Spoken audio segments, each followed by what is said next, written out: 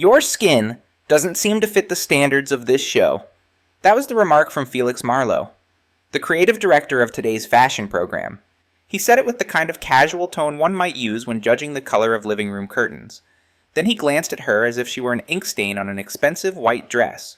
No protest, no frown from the panel of judges. The whole room fell utterly silent, the only sound being the soft tear of a document ripped in half, clear and sharp in the air. He was used to doing that, and they were used to staying silent. The woman who had just been insulted, Maya Cole, CEO of Dex Studios, a streetwear brand worth hundreds of millions of dollars, stood there, her face cold as stone. But today, she wasn't Maya Cole. Today, she was Tasha Williams, an amateur model stepping into her first casting call, and that was her purpose, to experience the raw truth that hundreds of other models of color had gone through. But did Felix realize that the person he just humiliated? Was he the one signing his paycheck? Maya had entered the building early, wearing a baseball cap, sunglasses, a hoodie, and ripped jeans like any girl just starting out.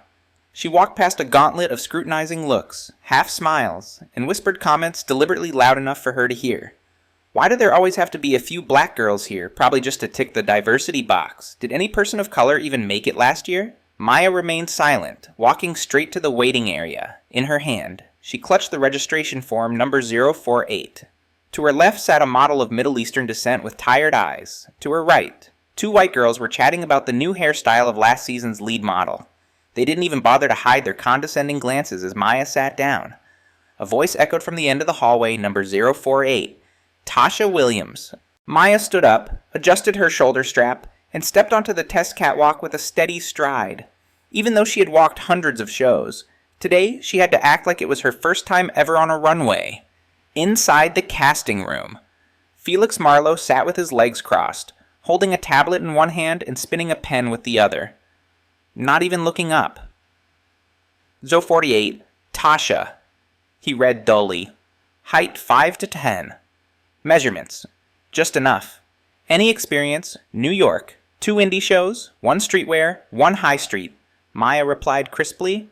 Felix smirked, that typical arrogant half smile. Streetwear.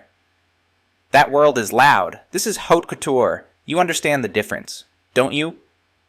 Before Maya could respond, another female judge cut in. Can she try a walk? Felix waved his hand. If you want. A backstage assistant nearby paused slightly when he saw Maya. His brows furrowed briefly, as if trying to remember something. But a second later, he looked down and walked away. Didn't recognize her. Maya walked. 1 straight line, turn, 1 walk back. Decisive, technically correct, perfectly timed. Head held high but not arrogant. She did just enough. No more, no less. Felix looked up from his tablet. Your skin tone, he said, emphasizing each word. Doesn't seem to fit the standards of this show. 1 beat of silence. He turned to the assistant and waved rejected, ripped the file, and like a slap in the face beneath the blazing sun, the assistant tore Maya's application form right in front of her. No one said a word. No one intervened. The models behind her chuckled, some nudging each other like they were enjoying a play. Another one Felix cut at round 1. Did she really think that skin tone works under runway lighting? Forget it. She should stick to being an Instagram model. She stepped down, slowly, steadily. Each step etched a word into her mind. Remember, stepping out of that room. Maya removed her cap, smoothed her hair. In the empty hallway, she looked into a mirror and saw her reflection staring back, not the eyes of a rejected model, but the eyes of someone who had just confirmed her target. She took out her phone and opened a draft email. Inside was the latest sponsorship contract for the Eva Wire show, ready to be sent the next morning. The contract contained a special clause. The main sponsor reserves the right to restructure the creative staff in the event of any violation regarding principles of racial diversity and equality.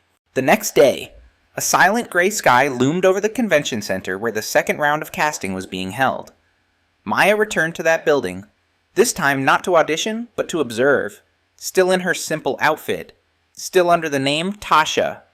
She had slipped in through the back door using a guest pass swapped out by her trusted assistant, Carla. She stood among the long line of models waiting for their turn, but today her purpose was no longer to get chosen. She came to see clearly every look, Every frown, every little whisper, the kind of things people in her former position would never see. A white girl in front of her was getting makeup help from a staffer. When she saw Maya approaching, she gave a quick glance, then leaned over to whisper to her friend in line. She still hasn't given up. Didn't Felix rip her application yesterday? Probably desperate, but understandable. Some people don't know when to stop. Maya didn't react. She simply stood there, observing a brown-skinned model sitting in the corner, her back slightly hunched, eyes cast to the floor. That face wasn't unfamiliar to Maya. It was Naya Torres, once in the top 5 of a major sports brand's show. Naya was once seen as a beacon of hope for models of color. And now, she looked like a warrior who had laid down her sword. Felix walked into the room, same arrogant gait, same overwhelming perfume, and that lazily arrogant voice. "Good morning, my beloved ethnic representatives," he laughed, clapping 3 times. "Today we'll choose the opener for Elite Colors, from the name. You can guess who stands a chance." Right, he emphasized the word colors, but his eyes locked onto the 3 white models standing in the center. And the women of color, they stood on the sidelines like decorative details on a runway. A backstage staffer, struggling with the registration list, walked up and asked Felix Ms. "Naya Torres still wants to try again today. She asked for another chance yesterday." Felix frowned. "Torres? Oh, the one with the curly hair? No. I don't think we need someone who makes the lighting get swallowed up." Laughter erupted from a few judges. One even jokes if the lights get swallowed by a skin tone. What's left to shine? Maya looked at Naya. She still had her head down, saying nothing. Her eyes seemed used to rejection. Then it was Maya's turn. He recognized her instantly, even though she dressed differently, changed her hairstyle, removed her glasses. He still remembered the face he had discarded like a coffee receipt. "You again," Felix said loudly, making sure the whole room heard. "I thought I made it clear that skin tone doesn't suit the lighting." The room fell silent. The other models looked at Maya like they were watching a spectacle. A white girl behind her whispered, "She's really brave," got scolded by Felix and still came back. Felix laughed, stepped down from the judging table, walked over to Maya, and whispered just loud enough for everyone to hear, "We need faces that create a high-end image. You should reconsider your skin color." The backstage assistant, the one who had hesitated upon seeing Maya the day before, stood behind Felix. This time, he froze completely. His hand clenched the folder. His eyes widened. "Maya Cole," he whispered, almost not believing his eyes. But before he could say anything, Felix ordered strike her from the list, permanently. "And let's keep this casting room professional." Another judge sneered, "Yeah, no need for fake diversity wasting our time." Maya didn't flinch. She simply bowed her head once, the final bow, then quietly turned and walked out of the hall. But this time, it wasn't in silence. It was under scornful gazes, mocking laughter, and a jury confident that they had extinguished yet another nameless flame. As she stepped outside the building, Maya pulled out her phone. One call, just 3 words, "Start it now," on the other end. "Carla." Her trusted assistant replied, "All set. The cameras are rolling. Felix is about to star in his own show." None of them thought she would come back a 3rd time, and even more so, none of them knew that, this time, she didn't come to audition, but to collect the final piece of evidence. The most important part of a plan she had mapped out long ago. Maya Cole, still under the guise of Tasha Williams, returned backstage on the rehearsal day of the Eva Wire show. She had been placed on the catwalk support team list by Carla, her loyal assistant, a backstage position discreet enough to avoid suspicion, but close enough to hear everything people only dared to say behind the curtain. She didn't need the spotlight. She only needed to stand next to the light to clearly see who was using it to mask their prejudice. The backstage atmosphere was busy, but organized. The models were divided into groups, by their runway positions, even in the assignments. Maya could see the inequality. White models were placed in the center group, wearing lead outfits, bright colors. Models of color mostly pushed into the non-fixed group, wearing neutral clothing, often coats or props. She walked over to a makeup table, where a young black girl was being scolded by a makeup artist. "Your skin tone doesn't go with this lipstick shade. Why didn't you bleach your base before coming?" "Sorry," the girl said softly. "My skin reacts badly to strong bleaches." The makeup artist sighed and whispered to someone behind her. What kind of model selection is this? They didn't even check skin tone compatibility. That model was Naya Torres, the one Maya had noticed during the previous casting. Naya was now dressed in an outfit that almost hid her entirely. A thick coat, black sunglasses, and a hoodie, as if the organizers didn't want the audience to see her face clearly. Felix entered the room. The entire backstage seemed to freeze for a second. He wore a white high-collar suit, his hair slicked back, his eyes scanning the room with absolute smugness. "All right, my beautiful colors," he smirked. "We live in a world that needs diversity, but the audience doesn't need to see all that diverse stuff. Understand?" No one responded. Felix walked toward the group of models of color, pretending to fix a scarf for one of them, then whispered, "Don't frown. You'll appear for 3 seconds. Under blue light. No one will see your face clearly." This was the spotlight, but only for the backdrop. Real people were placed behind the light, in the shadows of control. Maya entered the costume room. Here. There was no buzz, only the sound of sighs. A brown-skinned model was arguing with a wardrobe assistant. "This dress is torn in the back," she said, nearly crying. The assistant shrugged. "You're only walking at the end of the runway. The audience won't notice." The model trembled, but didn't dare respond. Maya stepped up, gently touched her shoulder, and softly said, "I saw you in the Urban Legends campaign. You were the spotlight. Don't let anyone turn you into a shadow." The girl looked up. Her eyes suddenly lit up, but they dimmed again as Felix appeared right after. Felix made a phone call. Maya secretly turned on the recorder in her earpiece. His voice was clear. "The vedette I picked is Valentina. As agreed. As for those colored ones, put them in the dim light zone, as long as the audience sees some different skin tones." "That's enough." Maya closed her eyes for a moment, memorizing every word. Right then, her phone buzzed. Carla sent a message. "We've recorded 4 audio clips, but we need one final blow, a public insult in front of everyone." Maya nodded slightly. "Just as planned. The truth only carries weight when it's exposed. In front of the whole world." Felix turned to the logistics team and shouted, "Tasha Williams, where are you? Where are you?" Maya turned back. Their eyes met. "I'm here," she replied. Felix frowned. "Good. Clean up the secondary dressing room.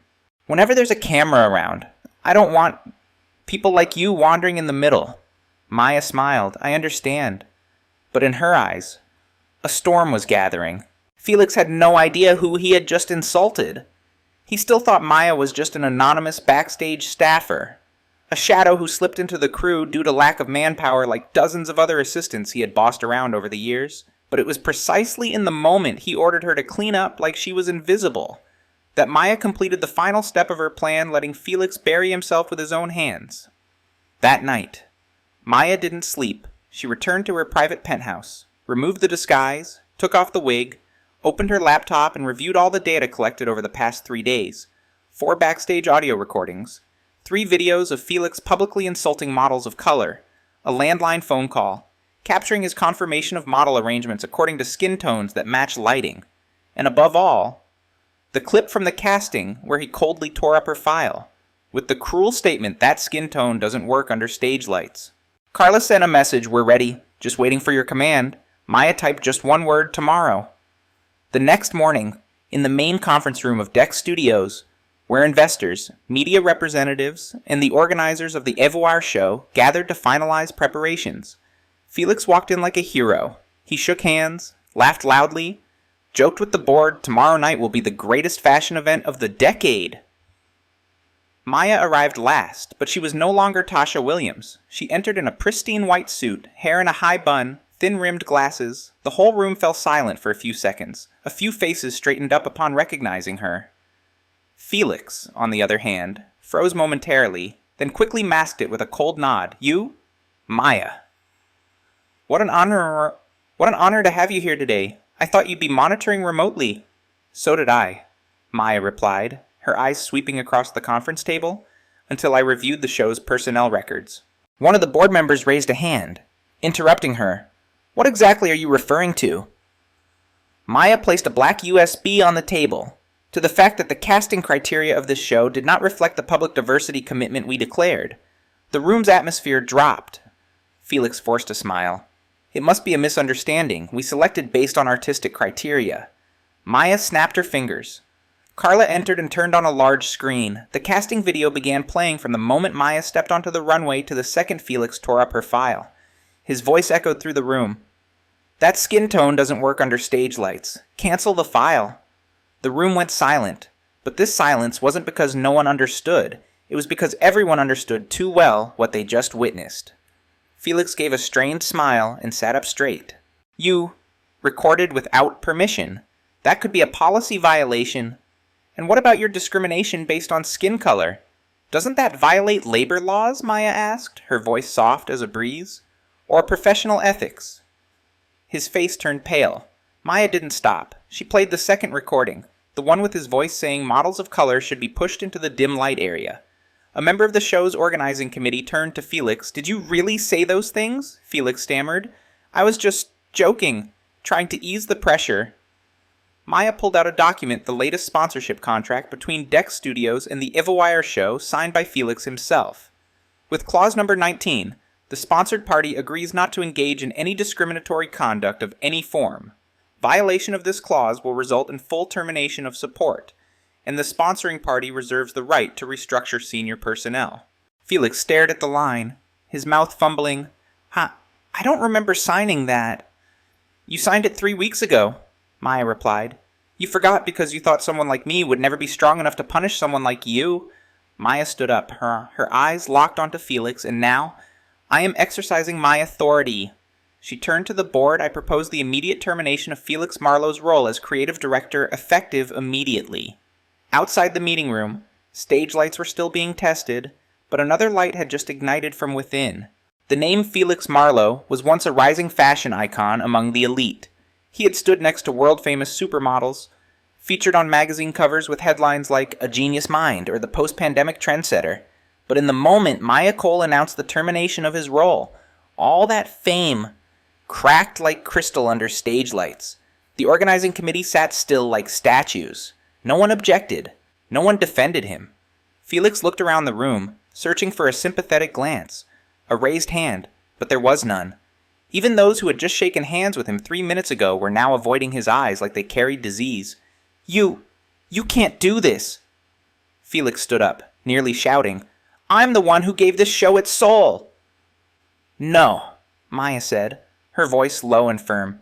"You're the one who stained it." He stormed toward the table, pointing at the contract. "This is a trap. You set me up. You." Carla cut him off by presenting another stack of papers. A printed email from Felix sent to a technical assistant 3 weeks ago, where he detailed a list of models to reduce appearance frequency due to image not fitting premium standards. Not fitting was the phrase he used in place of people of color. And now, it came back at him like a knife to his own chest. A member of the organizing committee, Jonathan, who had always remained silent in meetings, suddenly stood up. He took out his phone and played a recording of Felix calling Nia Torres a leftover from the era of ethnic PR. "You've been recording me since when Felix shouted. Since the moment I knew a talented girl was pushed out of the show just because her skin didn't reflect light the way you wanted," Jonathan replied. The room burst open. The secondary sponsor representative spoke up. "We cannot stand a project tainted by racial discrimination. If Felix isn't removed, we withdraw funding." Felix turned pale. His hands trembled, gripping the edge of the table. Maya stepped closer and spoke just loud enough for him to hear. "You thought you ruled the spotlight, but in truth, you only borrowed the light from others, and now, that light had left, leaving Felix standing alone like a mannequin discarded from the collection." 3 hours later, the media received breaking news: Felix Marlowe fired from Ivawire over racial discrimination scandal. The video of Maya's casting and backstage audio clips leaked online just 30 minutes later. The hashtag "Our Skin Tone Does Not Fit the Light" exploded on Twitter, Instagram, and TikTok. Countless models previously rejected by Felix began speaking out. An unprecedented campaign spread across the fashion industry. But Maya knew this wasn't the final victory. The next morning, she arrived at the studio to prepare for the final rehearsal, a show over which she now held full control. Carla handed her the new model list, including those who had once been rejected by Felix. Maya read each name: Nia Torres, Layla Johnson, Amara Dubé, Kimber West. She nodded. "Give them central positions, and no dim lighting anyone." "Understood." Carla smiled, eyes gleaming. An anonymous video clip was sent to Maya's email. In it, Felix was recorded speaking with a media manager, trying to leak internal information from Dex Studios to a competitor on the condition that they help him discredit Maya Cole.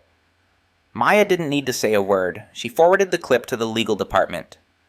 7 hours later, Felix was sued for contract violation and suspected bribery involving confidential information. Just before the final rehearsal, a backstage staffer rushed to Maya. Face pale, there's a problem. Valentina, the former Vedette model, just posted a story saying Maya Cole is only playing a PR trick, claiming you replaced Felix just to elevate yourself. The entire backstage went silent. All eyes turned toward Maya. She looked at the clock. Only 9 hours left until showtime. She turned to Carla and asked call the stylist team, and prepare me a silver evening gown. Maya's gaze was sharp as a blade. She didn't need to explain. If they want a vedette, then I'll be the vedette. No one expected that Maya Cole, the reserved CEO, the one always behind the spotlight of dozens of major fashion brands, would choose to appear directly on her own runway. And even fewer could have predicted that the woman who had just been accused of using scandal to boost her image would decide to step out and confront the entire high fashion industry in her own heels. They wanted her to stay silent, but instead of silence, she chose to step onto the runway under the brightest lights. 1 hour before the show, the internal meeting room at Dex Studios lit up. Maya sat at the head of the table, with Carla on her left, 2 creative managers and legal representatives on her right. Everyone knew that today's show was no longer just a fashion event. Valentina won't be participating, Carla announced, handing over a screenshot of the model's story, where she repeated the claim that Maya was pretending to fight for people of color just to elevate her personal image. Maya simply nodded. Good. That means we can revise the performance list without being tied to any contract. She glanced at the other faces in the room, then said, I will open the show. But not as a CEO. As a witness, Carla protested. You know doing this will risk your reputation, right? If they cut the right moment, they'll twist it and make you look like you're self-promoting. Just like Valentina said, I don't need to protect my reputation, Maya replied. I need to reclaim my voice. Maya stepped into the wardrobe room. A silver gown, elegant, but not ostentatiously glamorous, was waiting. The stylist team did her hair, attached a hidden mic at her collar and necklace. The Dex Studios media team had already installed secret cameras at 3 strategic points around the catwalk, and when Maya stepped out of the dressing room, everyone went silent. Not because they didn't know what to say, but because they were witnessing an icon choosing to become living evidence. She didn't need a speech. Every step would be an accusation. Every glance would be a question to those who once turned away. The show began. The venue was packed. Stage lights beamed down onto the catwalk, and in the rising music, the first to step out wasn't supermodel Valentina. It was Maya Cole, in a silver gown, stride graceful, eyes sharp, no introduction needed. She walked into the spotlight, as if the runway had been built just for her return. The entire audience was stunned. A few scattered claps rang out, then louder, then thunderous. As Maya reached the center of the runway, the lighting changed. A live video began playing behind her, showing every act of Felix backstage, his insults, his sorting of models by skin tone, his scornful words. The entire audience held their breath. And then, Maya's voice echoed, live. On the live stream, I am Maya Cole, and I want to make one thing clear. This runway is not a backdrop for the powerful. It is a path for those who've been pushed aside to walk proudly, and with their heads held high. Maya continued walking. Behind her, one by one, the models of color once rejected by Felix stepped out. Nia Torres, Amara Dubé, Layla Johnson, all in stunning outfits, under direct spotlight. No dimming, no evasion. International media broadcasted live. Headlines rolled in. Dex Studios CEO breaks the rules of high fashion. Maya Cole, not just the woman behind the brand, but the one leading the stage of justice. After the catwalk ended, Maya returned to the stage, facing the audience, and said, I'm not standing here to be praised. I'm standing here to remind everyone that silence is complicity. And I've been silent for too long. No one left their seat, even when the opening had ended, when Maya stepped backstage, when the lights dimmed to make way for the next designs. The entire hall remained in stunned silence, not because they didn't understand what was happening, but because, for the first time. They were forced to look directly at the truth, not through an editorial lens, not through a sugar-coated article, not through the face of some token diverse representative. They were witnessing pain turned into power, and they couldn't look away. A runway once created to glorify beauty had now become the place to expose the ugliness the fashion world had hidden for decades. Maya stood behind the stage, her breathing heavy but her eyes still cold as steel. Carla came up beside her, holding a live viewership report over 7.2 million views in just 20 minutes of broadcasting. Twitter is exploding. Celebrities are sharing your video.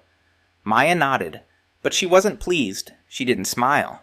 Because this victory didn't belong to her. She was only the forerunner, the one who truly needed to shine, was about to step out. Outside.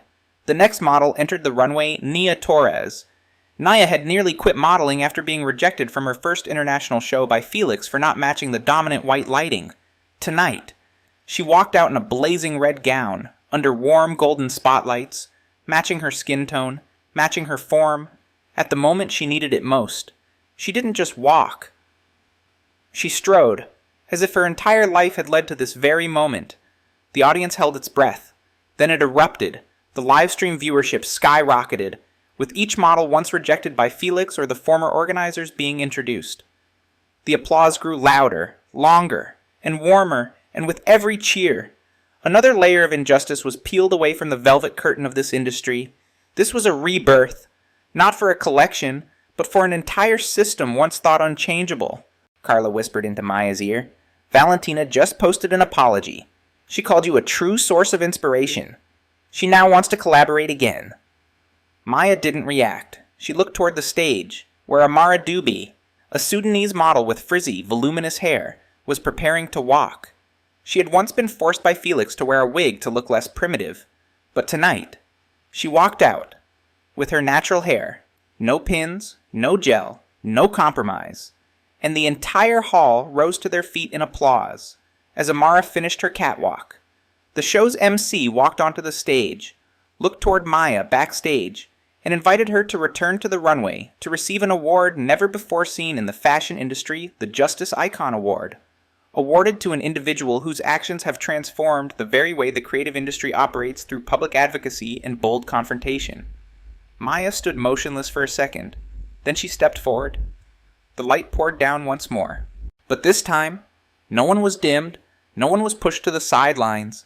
The atmosphere after the show was like an explosion. The media praised. Models hugged each other and burst into tears. Maya became the most talked about name across every platform. But Maya knew.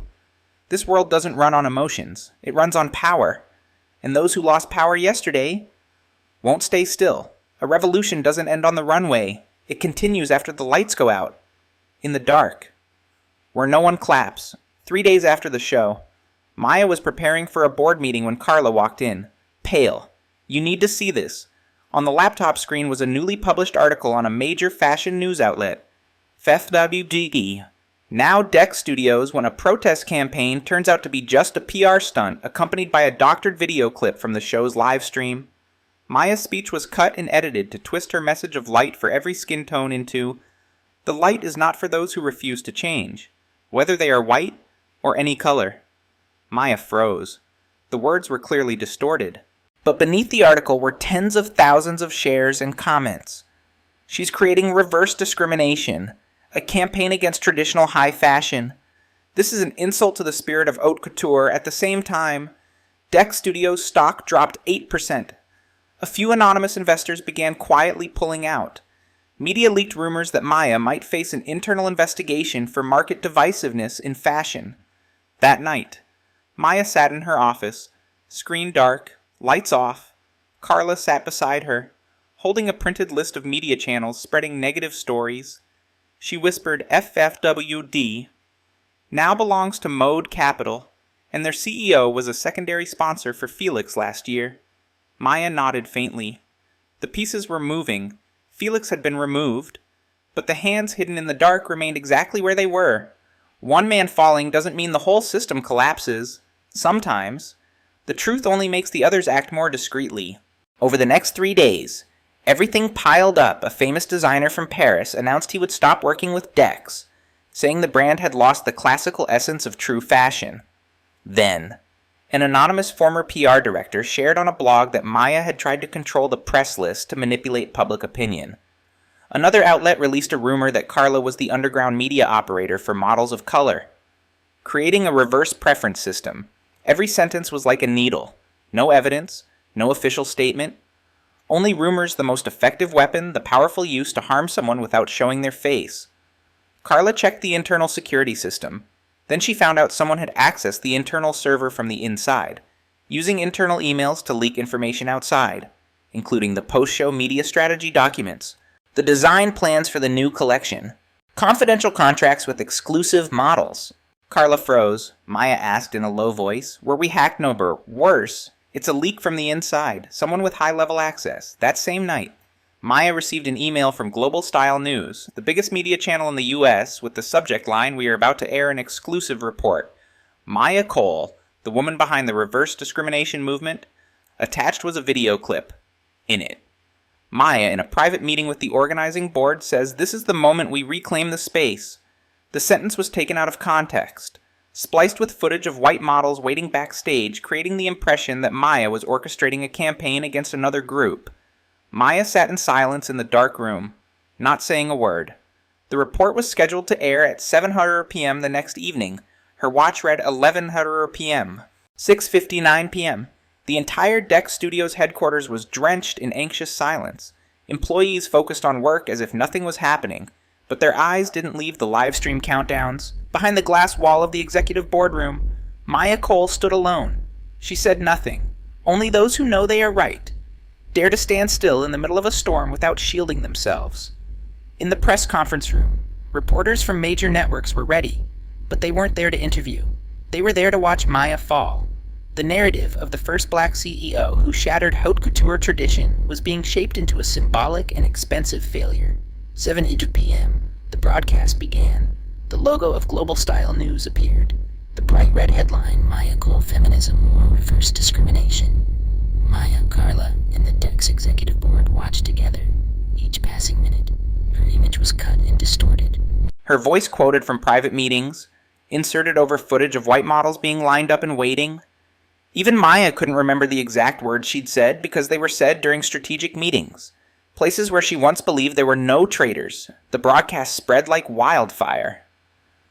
Twitter split in two. One side called for # cancel Maya Cole. The other sparked a wave # stand with Maya. But in the world of investors, there's no room for morality, only for profit. The next day, 4 major investors announced their withdrawal. Dex Studios lost over $20 million within 2 hours. Several senior staff resigned, citing loss of faith in the brand's direction. The board of directors called for an emergency internal meeting. Someone suggested temporarily suspending Maya to stabilize the market. Another proposed transferring executive control back to the board until the crisis passes. Maya sat there, listening to each person speak about her, as if she were already dead, as if everything good she'd done had never existed. Carla spoke up. "You're about to abandon the woman who single-handedly pulled this brand out of the ashes." A member shot back. "We're not abandoning her. We're saving what's left." Maya said nothing. She simply stood up, left the meeting room, leaving behind all the reports and market charts on the table. That night, when Maya returned home, someone was waiting outside her door. It was Henri Moreau, legendary French haute couture designer, the man who had been ruined by Felix Marlowe more than 10 years ago for daring to include models of color in his show. Henri said, "I've seen enough. I know the look in a vulture's eyes when they're about to tear someone apart."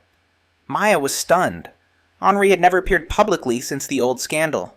But now, he brought with him a USB containing over 40 recordings, emails, and internal documents showing that Felix and his former sponsors had once conspired to manipulate the global fashion industry by creating a network to exclude people of color, LGBTQ+ individuals, and older women from positions of power. The evidence Maya needed wasn't in the hands of the press, it was in the hands of a former victim once forced to remain silent. Henri placed the USB in Maya's hand. "I kept this for 10 years. Out of fear. Now, I give it to you." That night, Maya was about to send the USB to Carla for backup when her phone buzzed, a call from Dex Studios' security department. "Ms. Maya, we We've detected signs of a break-in on the 28th floor. Your office. She rushed to headquarters. By the time she arrived, police had already cordoned off the scene. Her office door was broken. All files, hard drives, computers were taken. Maya stood before the wreckage, heart pounding. Beside the wall was a message scrawled on the glass in red lipstick. If you plan to continue, so will we.